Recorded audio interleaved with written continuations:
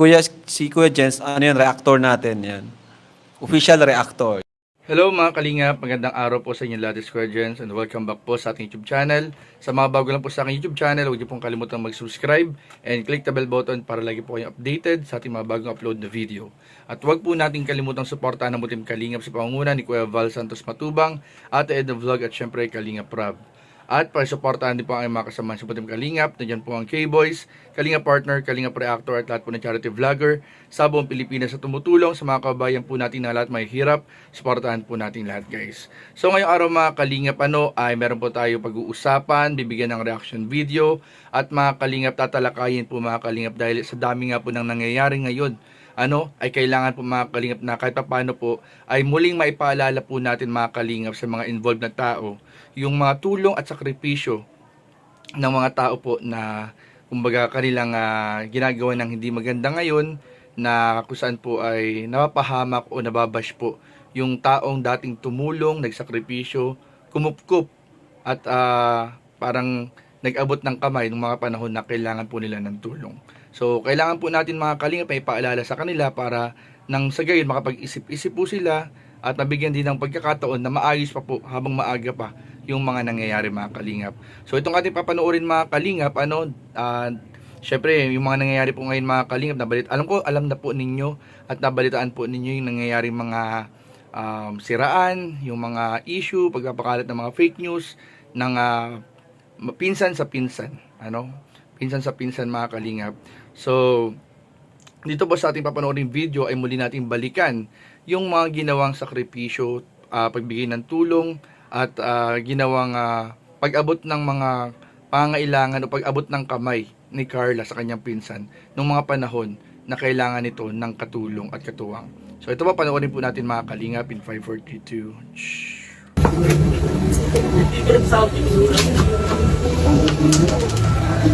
Wala kang magpapagay sila iyan? May po. Ika ang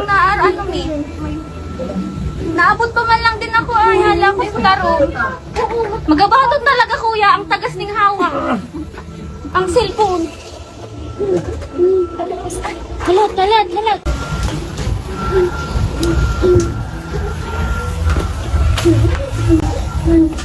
Diyos ko po. Ay, grabe.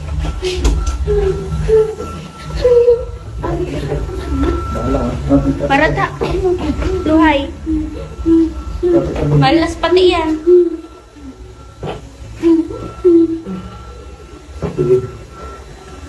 Di mo kami nag-aarong ni Carla. Kala ko nagtatamis. Dapat kita natin nakaraan ka, sumala ko. Di yan kaya ning perang ay magabat siya. Hindi mo nga ito kaya, ito na kaya natin. Hanip si Arjun. Hay!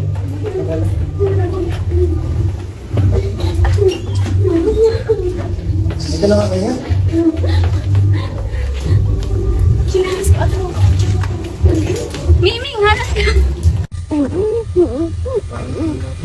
Grabe.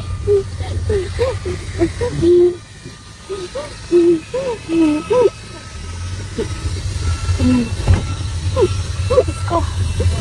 Ay. Mahigit malapit na nito.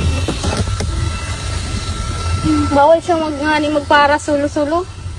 So pag nagsulo-sulo ay Diyos ko dito na maarap.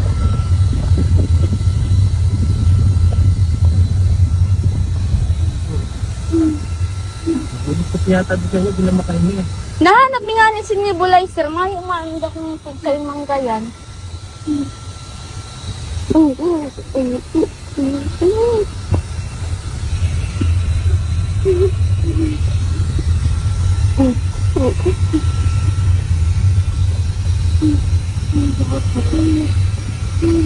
ko na natin sa tabi.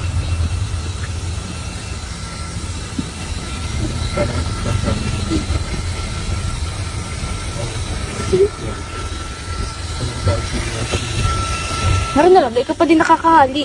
Wala, makuha na akong tulong tayo sa balik.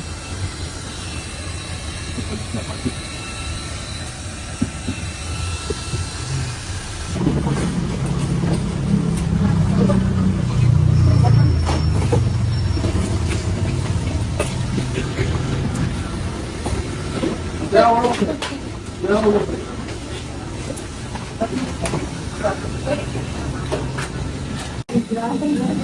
yung Hindi ko po alam kasi di ba napagod ka? May activity ba siyang ginawa? wala naman po kasi lang po. Pagkato naman po siya yung So ayun po mga kalingap, kung muli po ninyong babalikan yung pangyayaring yan mga kalingap, at kung naaalala pa po ng karamihan, so yung panahon po na yan mga kalingap ay merong fashion show. Supposedly, dapat merong fashion show po ang mga kalingap Angels sa SM.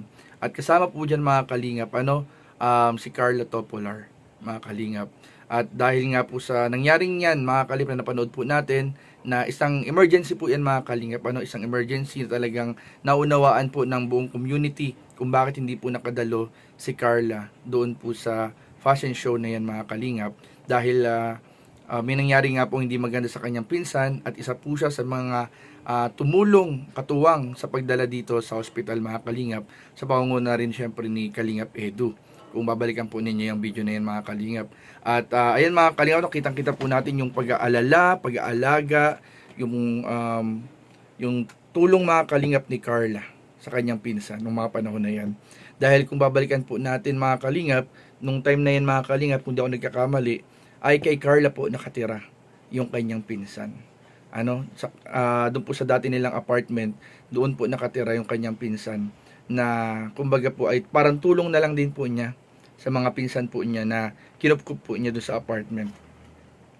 So, ayan mga kalingap, ay napakagandang balikan, para po yung mga hidwaan, yung mga kung may samaan man ng loob, kung may mga inggitan man, o kung meron mang anumang mga bagay, na hindi pagkakaunawaan, ay muling maayos at mabigyan ng pagkakataon na maayos po mga kalingap. Pag muli nating babalikan yung mga panahon na okay ang lahat, mga panahon na nagtutulungan, nagdadamayan at nagmamahalan, may posibilidad po na maayos po muli ang lahat. Ang hirap lang po kasi minsan ngayon mga kalingap, dahil nasa social media po parehas, yung magpinsan, ay ang dami po nakikialam. And may mga nakikialam po mga kalingap na mga, kumbaga sila pa yung nagpupush na magkaaway po yung mga magkakamag-anak. So, syempre alam natin kung sino ang mga nasa likod niyan, sino yung mga taong yan mga kalingap, hindi natin kailangan banggitin pa at pangalanan, pero alam ninyo at alam nila, kapag napanood nila itong video na itong mga kalingap, na dapat sila yung mga nakakatanda, sila dapat yung nagpupush dapat na magkaayos yung magpinsan, hindi yung naggagawa pa sila ng mga rason para mas lalong magkaroon ng hidwaan sa pagitan ng magpinsan. So, tayo mga kalingap, itong reaction video na ito ay ini-encourage po natin na sana habang maaga pa ay maayos pa po kung ano man po yung mga hindi pagkakaunawaan o hidwaan sa dalawang panig mga kalingap. And muling balikan yung mga dating pagdadamayan, mga moments kung saan nagdadamayan, nagmamahalan, nagsusuportahan pa yung magpinsan, para nang sa gayon po ay matigilan na rin po yung mga pagpapakalat ng mga issues at fake news. Sabi nga natin kagabi sa live natin, hindi natin alam kung ano ang totoo, pero sabi ko nga, totoo man yan or hindi, walang kahit na sinong may karapatang pangunahan po, sila Carla, o kanilang pamilya, o ang Jomcar. Walang kahit na sinong may karapatang pangunahan o maglabas ng kahit anong paninira, sa kapwa po mga kalingap. So sana po ay magsilbing paalala tong video na to, itong vlog na to, na once upon a time, okay naman po ang lahat. And sana maging okay po muli ang lahat, mga kalingap. So yun lamang po, at maraming po salamat sa panonood. Please don't forget to like, comment, share, and subscribe sa ating mga video. Maraming po salamat. God bless. Bye-bye.